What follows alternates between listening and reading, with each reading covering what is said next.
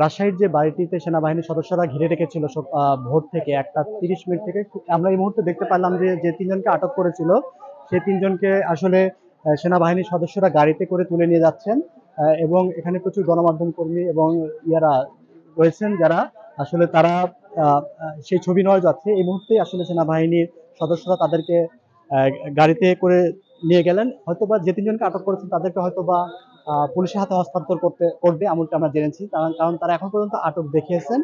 তো যে তিনজনকে আটক করেছেন তাদের বাসায় থেকে প্রচুর এই যে বাসা না, কোচিং সেন্টার যেটা ডক্টর ইংলিশ কোচিং সেন্টার, সেই কোচিং সেন্টার থেকে বিপুল পরিমাণ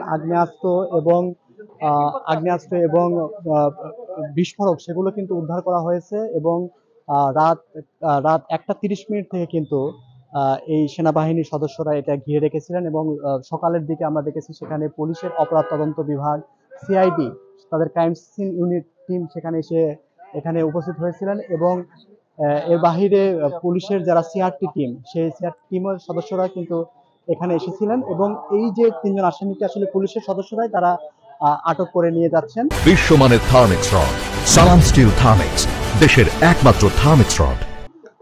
তো পুলিশ সেনাবাহিনী থেকে যে প্রেস রিলিজ দেওয়া হয়েছে সেই প্রেস রিলিজে তারা বলেছেন যে প্রচুর পরিমাণে আগ্নেয়াস্ত্র তারা সেখান থেকে উদ্ধার করেছেন। এবং বিশেষ করে আগ্নেয়াস্ত্রের মধ্যে রয়েছে আগ্নেয়াস্ত্র, গুলি, সামরিক মানে দূরবীন, স্নাইপার স্কোপ, দেশীয় অস্ত্র, ধারালো ডেগার 7টি, জিপিএস সামরিক মানে জিপিএস, 5টি উন্নত মানে ওয়াকি টকি সেট, বিদেশি 7টি ধারালো ডেগার, একটি টিজার গ্যান, বিভিন্ন দেশি বিদেশি কার্টিজ, বিপুল সংখ্যক অব্যবহৃত সিম কার্ড, বিস্ফোরক বোমা বানানোর সরঞ্জাম আদি, 6টি কম্পিউটার সেট এবং রয়েছে 11টি নাইট্রোজেন কার্টিজ যেগুলো বিস্ফোরণের কাজে ব্যবহৃত তাজা সামগ্রী হয় বম ডিসপোজাল ইউনিট দিয়ে সেগুলো আসলে নিষ্ক্রিয় করা হয়েছে।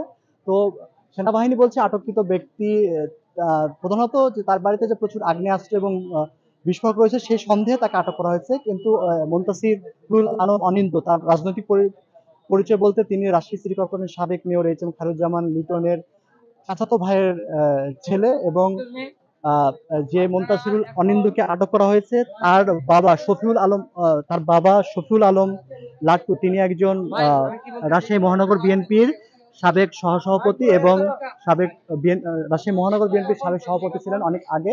এবং যে উদ্ধার কাজ যেহেতু সরঞ্জামাদি সব জব্দ করেছে এবং আসলে পুরো অভিযানটাই প্রায় শেষের দিকে বলা যায়। এবং এই অনিন্দন নামে কিন্তু আপনার রাজশাহী বিশ্ববিদ্যালয় ইংরেজি বিভাগের যে শিক্ষক রেজাউল করিম হত্যাকাণ্ডে সন্দেহজনক আসামি ছিলেন, পরে পুলিশ তাকে যদিও ছেড়ে দেয়। তো এই ছিল এখান থেকে আসলে যে অভিযান চালিয়েছে সেনাবাহিনী তার খবর।